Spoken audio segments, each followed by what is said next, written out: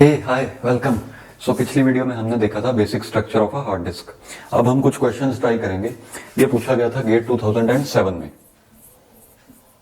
Let's see this one. So यहाँ पे आपको गिवन है a hard disk with 16 surfaces, 128 tracks per surface and 256 sectors per track. 512 bytes are stored in a bit serial manner in a sector. The capacity of disk pack and number of bits required to specify a particular sector are।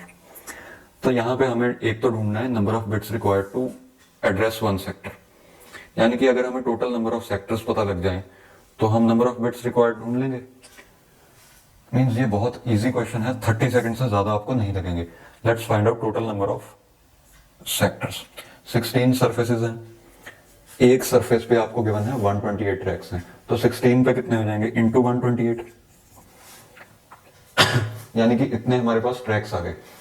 अब given है 256 sectors per track, तो एक track पे 256 sectors हैं, इतने tracks पे into 256 sectors हो जाएंगे, यानी कि ये आ गया टोटल नंबर ऑफ सेक्टर्स, है ना। Let me note that. ये है सरफेसेस, ये है ट्रैक्स, और यहां तक है sectors. So this comes out to be 2 power 4 plus 2 power 7 plus 2 power 8. 4 plus 7 is 11 and plus 8 is 19. Yeah. 4 into 2 power 8 into 2 power 7. Yeah, this is 2 power 19. तो आपका आंसर आ जाएगा ए पार्ट। ओके, अब ये क्वेश्चन अगर आपको पावर्स ऑफ 2 अच्छे से याद है तो 15 से 30 सेकंड में ये क्वेश्चन बड़े आराम से आपसे अटेम्प्ट हो जाएगा, और ऐसे क्वेश्चन में गलतियां भी बहुत कम होती हैं, है ना। अब अगर आपको ये नहीं पता लगा कि 19 को मैंने आंसर कैसे बोल दिया, तो आप मेरा वो वीडियो देखिए basics for GATE computer science, उसमें मैंने काफी चीजें डिस्कस की हैं, यानी कि पावर्स ऑफ 2 और लॉग एड्रेसिंग, वो सब मैंने वहां पे डिस्कस कर रखा है ना। नेक्स्ट हमें ढूंढनी थी capacity of the disk pack, है ना। तो हमारे पास इतने सेक्टर्स हैं, यानी कि 2 पावर 19 सेक्टर्स हैं, इनटू अगर हम कर दें 512 बाइट्स, हमें गिवन है 512 bytes are stored in a bit serial manner in a sector, यानी कि एक सेक्टर में 512 बाइट्स हैं, टोटल इतने सेक्टर्स हैं, तो टोटल इतने बाइट्स स्टोर हो गए, which is 2 power 19 into 2 power 9 and this is 2 power 28 bytes, है ना। So which can be written as 2 power 20 into 2 power 8 byte. 2 power 20 हो जाएगा मेगा, यानी कि 1 मेगा, और 2 पावर 8 हो जाएगा 256। सो दिस इज 256 मेगा बाइट, है ना। So this one is verified. अब मैं कुछ और क्वेश्चंस लिखता हूं, आप उन्हें भी ट्राई करिए ना। यहीं पे थोड़ी सी हम इसे और एक्सटेंड कर लेते हैं इसी क्वेश्चन को।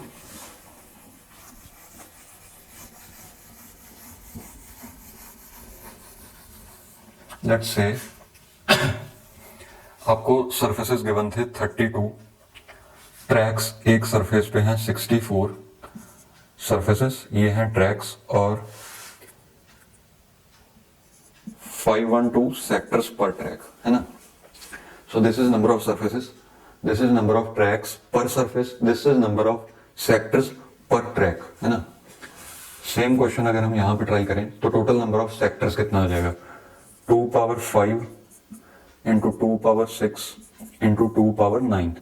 So 5 plus 6 is 11, 11 plus 9 is 20. 2 power इतने सेक्टर्स हो गए, यानी कि 2 की पावर 20 सेक्टर्स हो गए, और इन्हें एड्रेस करने के लिए 20 बिट्स लगेंगी। Okay, next let's say 1 sector is 4 MB।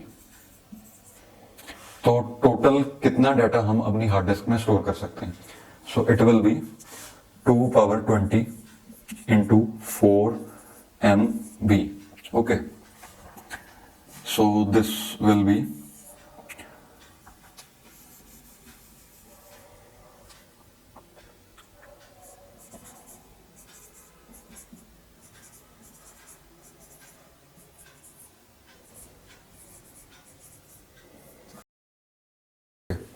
5 Let's see next question. So let's see the next question. यहाँ पे आपको given है a disk with 64 sectors per track rotates at 3600 rpm. Each sector holds 1 kb of data. If average seek time is 5 milliseconds, find the time required to read 4 kb of continuous data. What is the importance of this word continuous? Continuous means कि data सारा एक ही track पे होगा, है ना, यानी कि ये जो फोर के भी है ना, तो 4 सेक्टर्स होंगे, वो सभी एक ही ट्रैक पर हैं, यानी कि हमें सीक टाइम 4 बार नहीं काउंट करना पड़ेगा, एक ही बार सीक टाइम, यानी कि एक बार हमने अपना हेड मूव किया, रीड राइट हेड मूव करके डिजायर्ड ट्रैक पर ले आए, तो उसके बाद हमें दोबारा हेड मूव करना नहीं पड़ेगा. So let's solve this question. 3600 RPM है, 3600 rotations take 1 minute, which means 3600 rotations take 60 seconds, which means one rotation takes 1/60 second. Okay, now one rotation takes 1/60 second. Half rotation is going to take 1/120 second. So this is your average rotation time. जो आपका formula था T average is equal to T seek plus T rotation plus T. Seek time हमें given है 5 milliseconds, rotation time हमें given नहीं है, तो हम एवरेज लेंगे, वो हमने निकाल दिया. ऑन एवरेज हाफ रोटेशन को कितना टाइम लग रहा है. अब हमें पता करना है transfer time. Let's find out transfer time. तो एक रोटेशन 60 सेकंड्स में हो रही है. एक रोटेशन मींस 1 ट्रैक, है ना, एक रोटेशन में हेड एक पूरे ट्रैक को कवर कर लेगा. एक ट्रैक मींस 64 सेक्टर्स, है ना, और एक सेक्टर 1 केबी का है, यानी कि 64 इंटू 1 केबी. इतना डाटा रीड करने के लिए 1/60 सेकंड्स लग रहे हैं, है ना, यानी कि एक रोटेशन को 1/60 लग रहे हैं, तो एक रोटेशन में इतने सेक्टर्स हैं और इतने सेक्टर्स में इतने केबीज ऑफ डाटा होगा, तो उसे 1/60 सेकंड्स लग रहे हैं. ओके, यानी कि 64 केबी को लग रहे हैं 1/60 सेकंड्स. तो 4 केबी के लिए निकालना है हमने. Let's divide both sides by 16. यहां पे भी बाय 16 और यहां पे भी into 1/16. Okay, so this is 16 1 16 4, यानी कि हमारे पास आ गया 4 केबी रिक्वायर्स 1/60 इंटू 1/16 सेकंड्स. ओके, ये आ गया transfer time. Let's add all of these.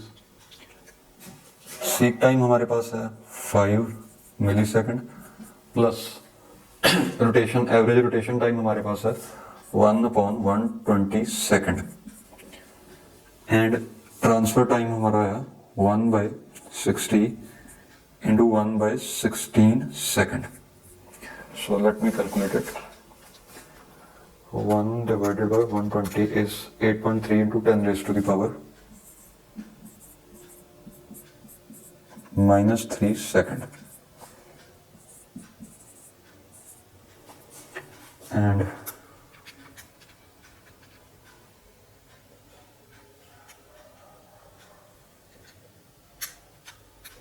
this is 1.041.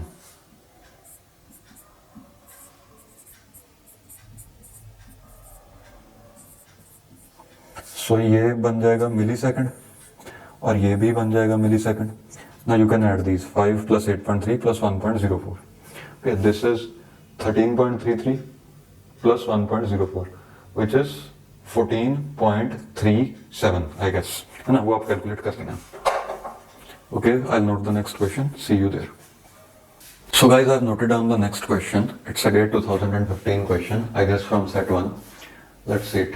Consider a disk pack with seek time 4 milliseconds and 10,000 RPM. It has 600 sectors per track and each sector stores 512 bytes of data. Consider a file of 2000 sectors stored in the disk.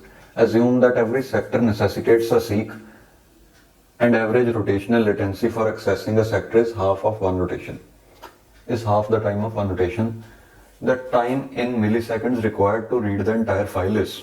Okay, तो यहाँ पे 2000 sectors की एक file की बात हो रही है और उसे रीड करने में कितना टाइम लग रहा है ये बताना है. अगर हम एक सेक्टर को रीड करने का टाइम निकाल के उसे 2000 से मल्टीप्लाई कर दें तो उतने टाइम में 2000 सेक्टर्स एक्सेस हो जाएंगे.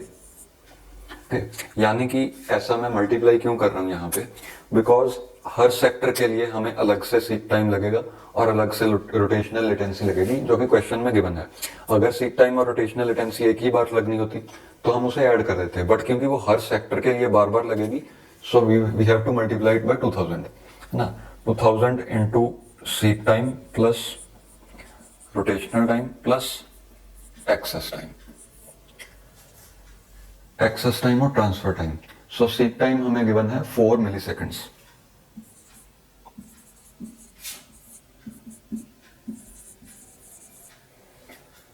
अब 10,000 आरपीएम है, 10,000 rotations in 1 minute which is 60 seconds. One rotation in 60 by 10,000 seconds which is 6 millisecond. ठीक है, अब एक रोटेशन के लिए 6 मिलीसेकंड्स लग रहे हैं, यानी कि हाफ रोटेशन के लिए 3 मिलीसेकंड्स लगेंगे.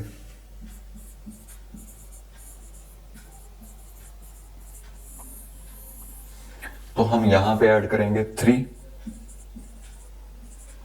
अब अगर आपको ये नहीं पता कि हाफ क्यों लिया है तो आप प्लीज पिछली वीडियो देखिए, उसमें मैंने अच्छे से एक्सप्लेन किया हुआ है. नाउ नेक्स्ट थिंग इज, एक सेक्टर को रीड करने के लिए कितना टाइम लग रहा है. बहुत बच्चे यहाँ कंफ्यूज होते हैं, ये क्वेश्चन मैंने पहले जितनी बारी भी कराया है, तो बच्चों को क्या डाउट आता है कि जब सभी के लिए हमने सीक टाइम कैलकुलेट कर लिया है तो ये ट्रांसफर टाइम क्यों कर रहे हैं. Actually seek time is head को कितना टाइम लगा. जैसे इस सेक्टर पे आना है हमने और हेड को यहाँ पे मूव करके लाए, उसके बाद ये पूरे ट्रैक को रीड भी तो करना है, पूरे ट्रैक को या पूरे सेक्टर को रीड करने में जितना टाइम लगेगा, that is transfer time. So let's calculate transfer time. अब एक rotation, 1 rotation which means 6 msec, 6 milliseconds. इतने टाइम में हम कितने सेक्टर्स को रीड कर पा रहे हैं, है ना. 600 सेक्टर्स पर ट्रैक हैं, यानी कि इतने टाइम में हम एक पूरे ट्रैक को रीड करेंगे, यानी कि 600 सेक्टर्स, 600 सेक्टर्स. ओके, अब देखिए 6 मिलीसेकंड्स में 600 सेक्टर्स, एक सेक्टर यानी कि 1/100 मिलीसेकंड्स, यानी कि एक सेक्टर को लग रहा है 0.01 मिलीसेकंड. ठीक है, तो here we'll add 0.01. Let me raise this.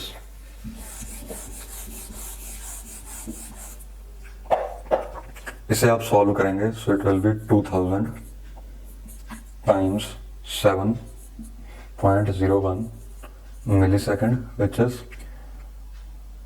1402 something millisecond. You can calculate it. Okay, so मैं अभी दोबारा अगला क्वेश्चन नोट करूंगा and I will see you there.